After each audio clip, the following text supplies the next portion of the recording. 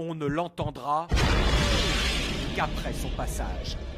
Logique, puisque cette voiture ira plus vite que le son.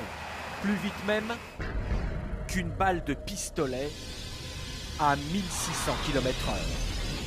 Tel est l'incroyable défi lancé par la voiture fusée. Impossible? Elle est pourtant bel et bien en construction. Ici, dans ce hangar de Bristol en Angleterre. Une cinquantaine de techniciens et d'ingénieurs de haut niveau s'y affairent, utilisant les technologies du secteur aéronautique et spatial. Bien sûr, cette voiture ne servira jamais à aller faire ses courses et n'aura aucune utilité directe. Le but est de motiver la prochaine génération de Britanniques. Le Royaume-Uni était une grande puissance industrielle. Ici, à Bristol, autrefois, on construisait des navires. Mais aujourd'hui, on ne le fait plus. Et les jeunes veulent devenir footballeurs, célébrités ou chanteurs de variété. Ils ne veulent plus construire des choses.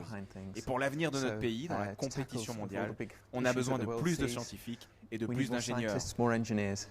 Imaginez que bientôt dans cette voiture seront installés un moteur fusée et cet énorme réacteur, le même que ceux qui équipent les avions de chasse de la Royal Air Force. Cela donne une idée du monstre de puissance qui va bientôt rouler sur Terre. Et l'homme qui va prendre les commandes de ce monstre s'appelle Andy Green. Ancien pilote de la Royal Air Force, il deviendra l'homme le plus rapide sur Terre et nous raconte par le menu sa course folle. À basse vitesse, pour nous c'est 4 ou 500 à l'heure, ce sera presque de la conduite classique. À 6, 700, 800 km/h, des ondes de choc vont se former. Il y aura le bang lors du passage du mur du son vers 1200 km/h.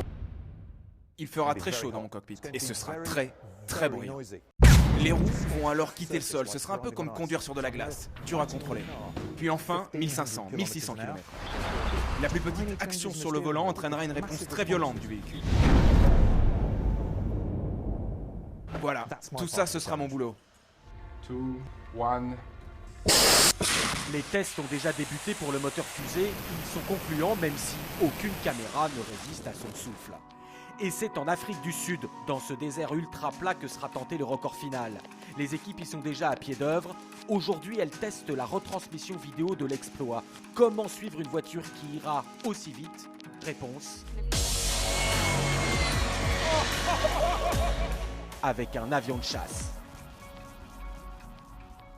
On veut pouvoir assurer une retransmission d'image en direct à 1600 km/h et communiquer aussi avec Andy aux commandes à cette vitesse-là. Il va falloir que ça se fasse dans des conditions de sécurité absolue. Et notre mission, c'est que tout se passe sans accroc.